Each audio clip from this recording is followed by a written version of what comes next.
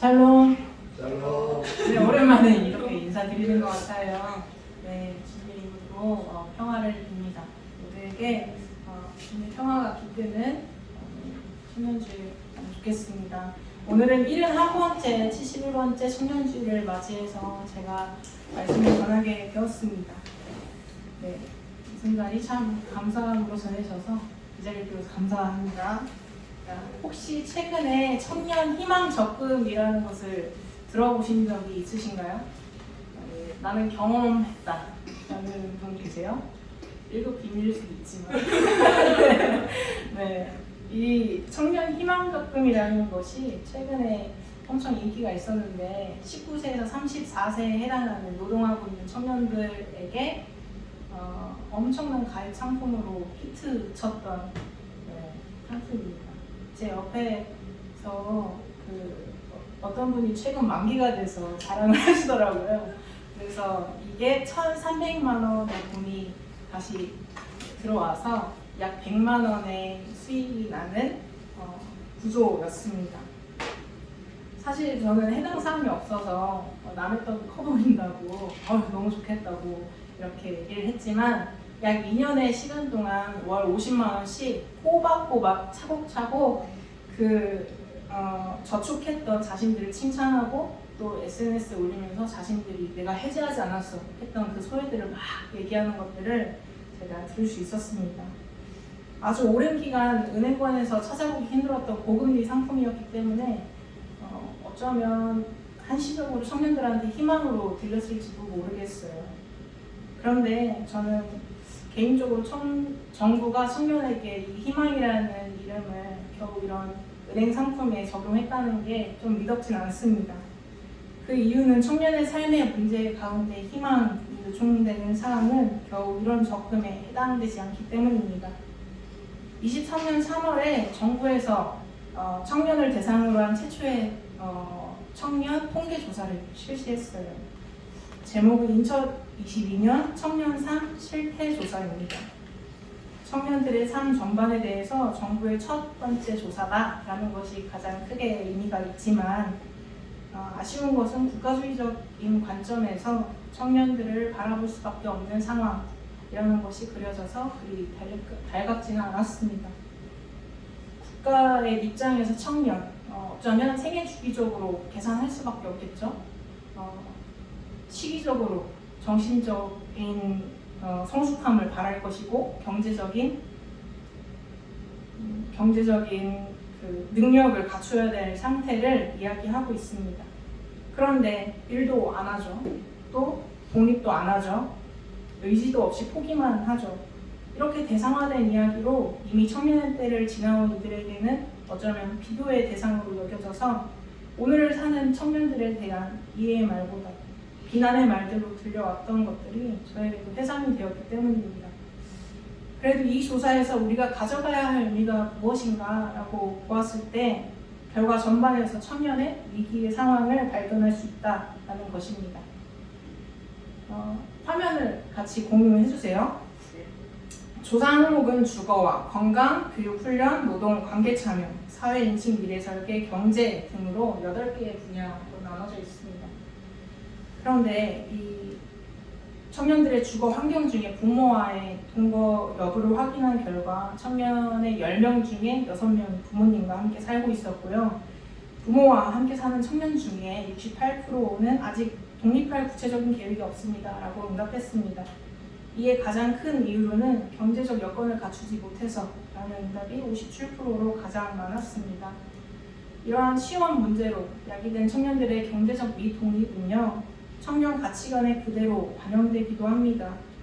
이어서 청년들이 중요하다고 인식하는 삶의 요소 중에 내가 원하는 일자리가 중요하다가 97%, 그 다음 화면이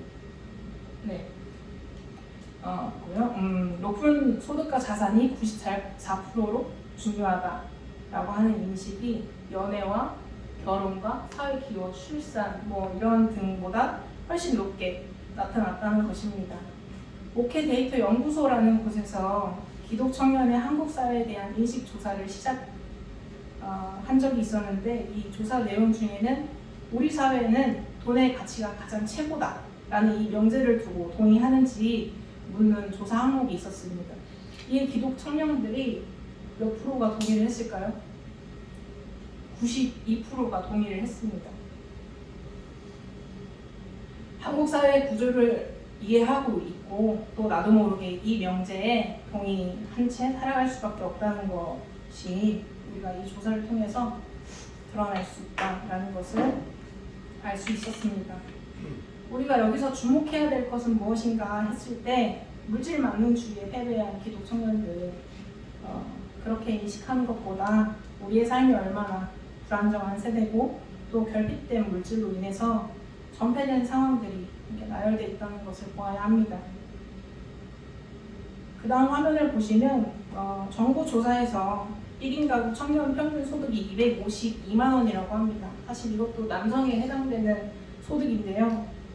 이에 청년들이 기본적 삶을 유지하기 위해서 사용하는 사회활동비가 생활비, 소득, 재산, 부채 등에 있는데 이 생활비 조사 결과가 303만 원으로 나타났습니다. 지금 10명 중에 7명이 노동을 하고 있는 노동자로 살아가고 있지만 살아간다는 것이 오히려 수입보다 지출이 많을 수밖에 없는 사회적 구조를 경험하고 있고 그래서 허덕이고 있고 열심히 일을 한다고 해도 경제적으로 여유로운 순간을 느끼기는 어렵다라는 것입니다. 청년의 경제 불안은 수많은 불안한 상황들을 낳습니다. 이 불안한 상황들은 청년들의 번아웃 문제로도 이어져요. 번아웃이란 무엇인가 화면을 보면서 함께 볼게요. 정신적으로 무기력증으로 인한 탈진이라고 우리가 보통 알고 계시는데 이 번아웃이 오면 자신의 의지대로 할 수 없는 상태에 이르는 것입니다. 내 마음대로 할 수 없고 무엇보다 이 번아웃의 상태에서 계속해서 실패를 경험하게 되면 밖을 나가는 청년들보다 방을 선택하는 은둔의 청년들의 비율이 높아진다는 것 또한 우리가 인지해야 되는 사항입니다.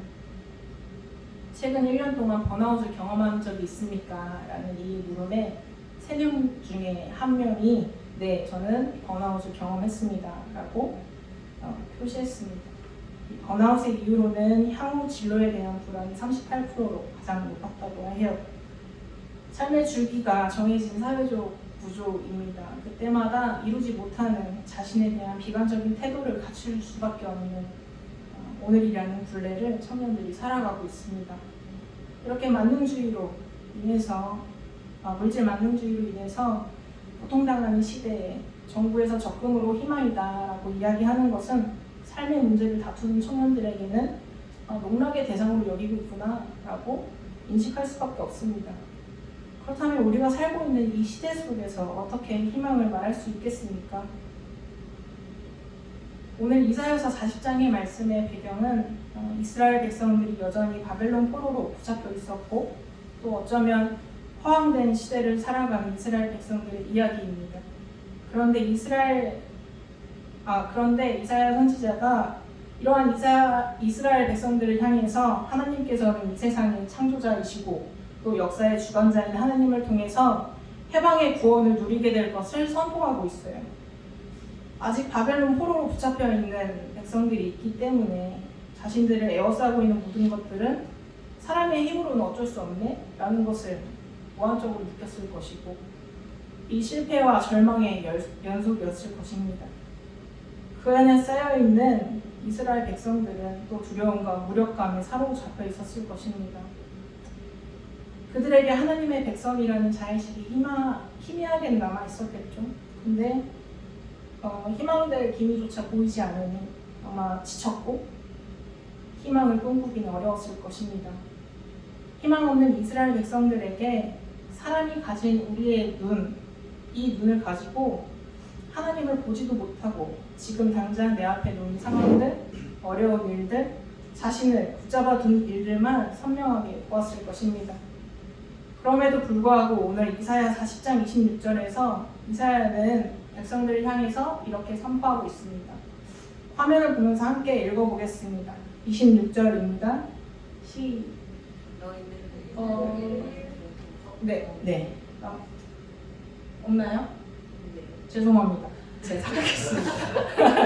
제가 읽도록 하겠습니다. 너희는 고개를 들어서 저 위를 바라보아라. 누가 모든 별을 창조하였느냐? 바로 그분께서 천체를 수요를 세어 불러내신다.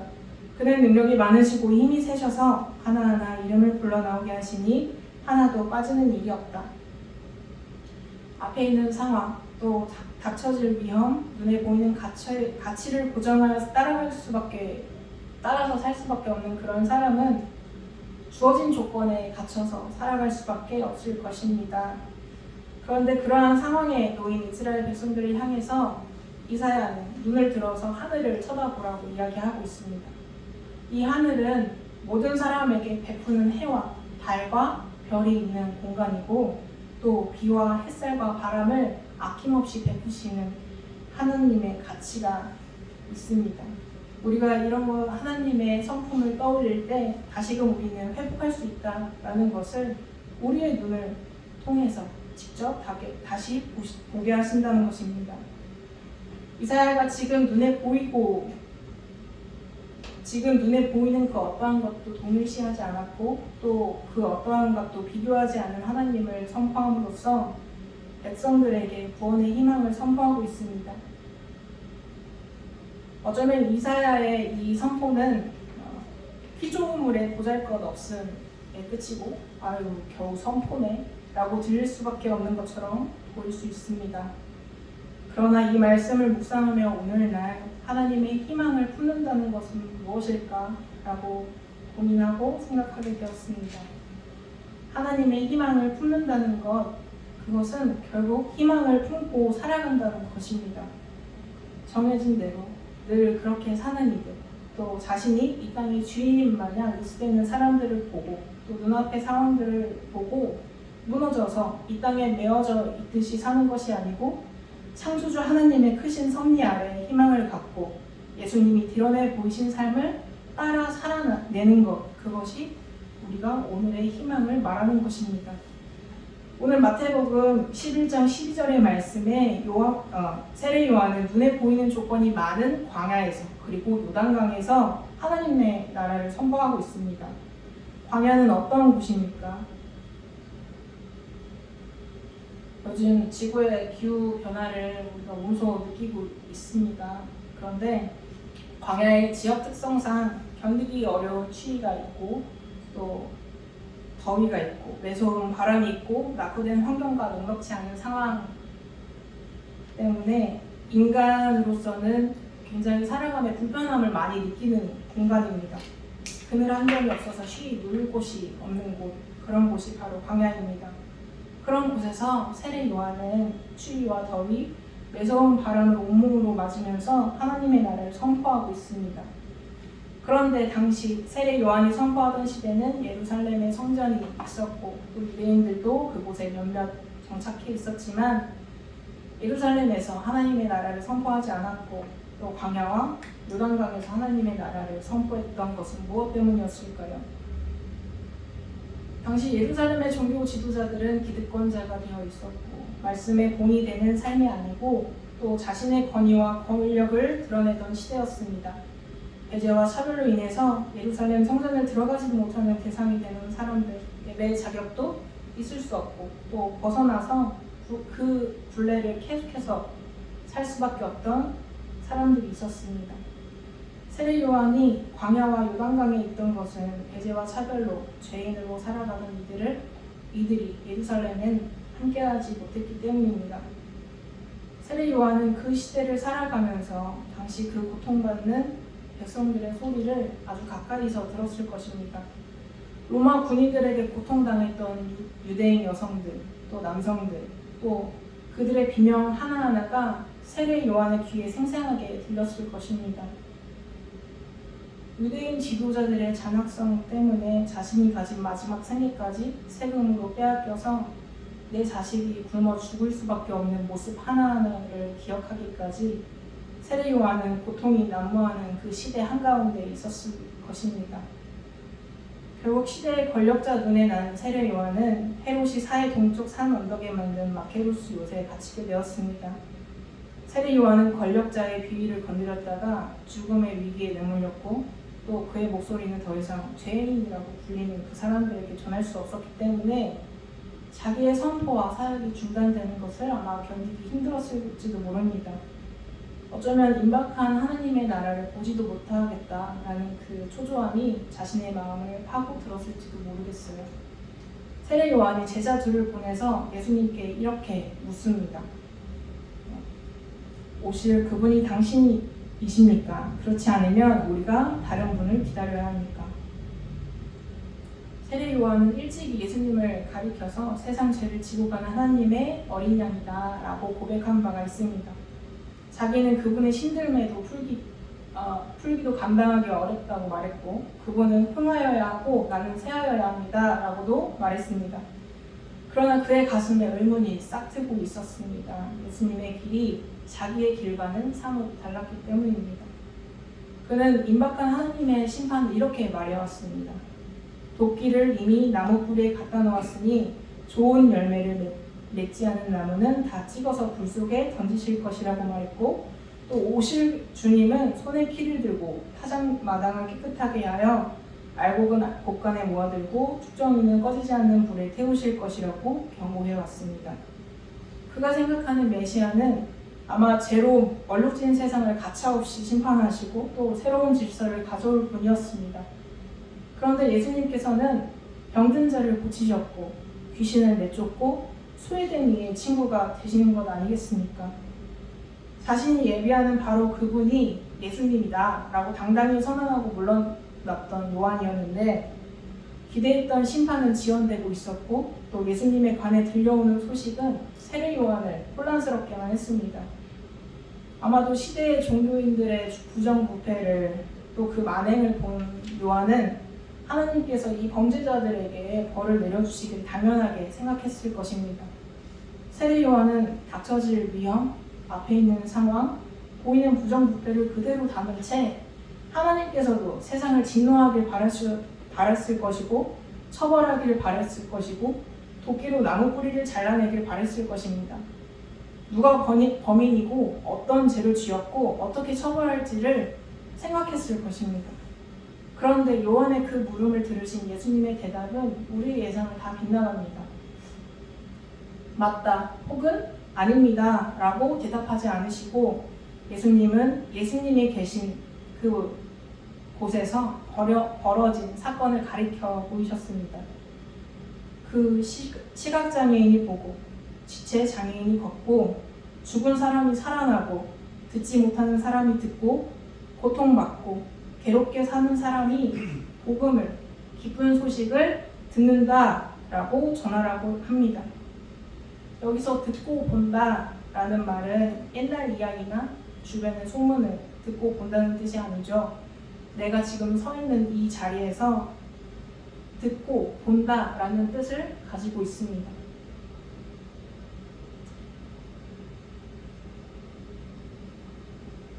보고, 걷고, 깨끗해지고, 듣고, 살아나며 복음이 전파된다는 이 단어들도 모두 다 지금 일어나고 있는 시간 또 현재형 동사로 사용이 되고 있습니다. 그러니 예수님께서는 지금 여기에서 내가 보는 일상 속에서 오실 그분의 인재를 느끼고 또 그것을 증거하며 사는 사람들을 부르시는 것만 같습니다. 그리스도인이라 불리는 우리의 삶의 자리가 있습니다. 그리스도인, 예수를 구주로 고백하는 이들에게 주어진 삶의 자리는 예수님과 더불어서 생명 회복 사건을 가리키고 또 예수님이 보이신 치유 사건에 동참하고 또 자기 존재를 부정하던 사람들이 하나님의 백성으로 거듭나는 현실에 예수님이 어떤 분이신가를 가리켜 보일 뿐입니다. 세례 요한은 구약의 예언과 그 실현으로서 그리스도와 직접 연결을 지은 훌륭한 인물이었습니다. 하지만 하나님 나라를 거부하는 세력들로부터 저항을 받을 때에 우리의 눈은 새하여지고 연약해지고 무너져 간다는 것을 세례 요한을 통해서 볼 수가 있습니다. 오늘날 우리에게까지 보여주신 예수님의 십자가 사랑은 하나님의 사랑을 명백하게 보여주고 계시더라도 우리가 선 삶의 자리에 따라 하나님 나라의 양상은 다양해집니다. 그래서 그리스도가 나타내 보이신 지금 여기에서의 하나님 나라가 명백하게 보이지 않을 때가 있습니다. 고난을 겪을 때 겪는 우리에게 교리적으로 진리를 읊어준다는 것이 때로는 도움이 되지 않을 때가 있습니다. 그것은 시대에 따라서 인간의 언어가 충분히 담아내지 못하는 현실을 우리가 겪고 있기 때문일지도 모르겠습니다.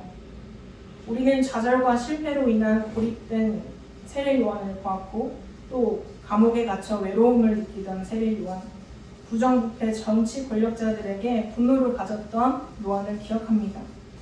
요한이 오실 그분이 당신이십니까? 그렇지 않으면 우리가 다른 분을 기다려야 합니까? 라고 예수님께 물었을 때 예수님의 반응은 다시금 떠올려 보시기 바랍니다. 여전히 예수님은 요한을 지지했고 격려하고 위로하며 그와 함께합니다. 쓰러지지 않고 버텨내왔던 세례 요한에게 예수님은 함께 만들어가는 새로운 대안의 과정이자 길이 되셨습니다.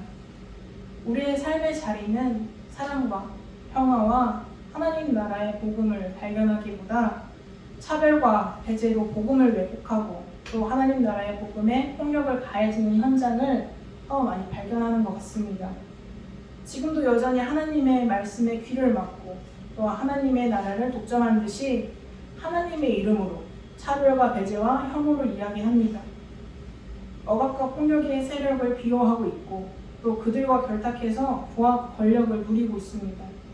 높아져가는 인간의 욕망 앞에서 무너져가는 파괴된 생태계에 기후위기라는 멸망의 그림자가 드리워도 여전히 이윤과 거짓된 희망으로 사람들을 오도합니다.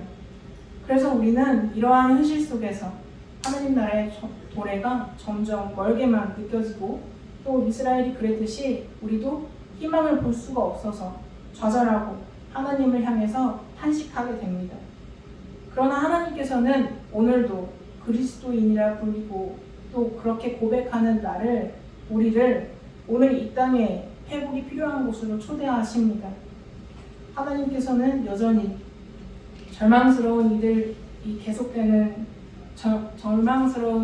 계속되는 세상 속에서도 여기가 우리의 희망의 삶의 자리다 라는 것을 알게 하시고 또 하나님의 정의와 공의를 세워가는 삶의 자리임을 고백하게 하심을 믿습니다. 오늘 마지막 본문은 히브리서 12장 12절에서 13절의 말씀입니다. 함께 읽도록 하겠습니다. 그러므로 여러분은 나른한 손과 힘 빠진 무릎을 일으켜 세우고 똑바로 걸으십시오. 그래서 절름거리는 다리로 하여금 뛰지 않게 하고 오히려 낫게 하십시오. 함께 읽은 히브리서 본문에서 똑바로라는 단어가 있습니다. 이 헬라어의 뜻은 고증, 진리판이라는 뜻을 가지고 있는데요. 욕망의 벌판, 절망의 한복판에서 눈에 보이는 것을 우리가 쫓아갈 때가 있고 또 어디로 가야 할지 몰라서 헤매이는 때가 있습니다. 그러나 예수 그리스도께서는 절망과 욕망이 쌓여서 길 잃은 한복판에서도 십자가 사랑으로 우리에게 사랑과 연대의 길을 드러내 보이셨고 또 그 드러내 보이신 사랑의 길을 따라서 살아내는 이들을 통해 우리에게 하나님 나라를 보이고 계십니다. 이제는 우리가 절망에 거꾸러진 몸과 마음을 다시 하나님의 은총으로 돌이켜야 합니다. 이제는 좌절과 두려움을 딛고 그가 먼저 가신 십자가의 사랑의 길을 따라서 우리도 이 세상에 그리스도의 십자가를 세워가길 바랍니다. 이미 이 땅에 오셔서 사랑과 연대의 길을 먼저 가신 예수님을 발견하고 또 우리의 희망의 발걸음을 통해서 오늘의 희망을 발견하면 좋겠습니다. 그 길을 따라갈 때 모두의 발걸음 위에 함께 하시는 하나님의 사랑을 기억하시길 바랍니다.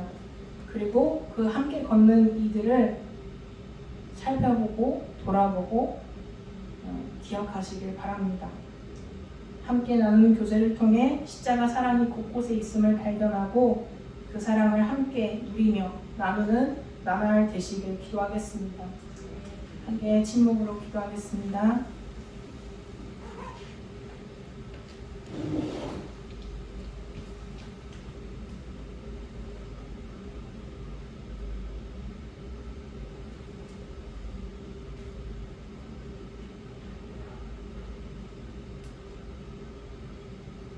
오늘도 이 땅의 고통으로 탄식하고 절규하는 이들의 목소리를 들으시는 하나님, 우리의 눈을 들어 해와 달과 별, 햇살과 바람과 비를 모두에게 베푸시는 하나님, 우리가 좌절된 나날 속에서 지쳐 쓰러져 갈 때 십자가 사랑을 드러내 보이신 그리스도의 은혜에 감사드립니다.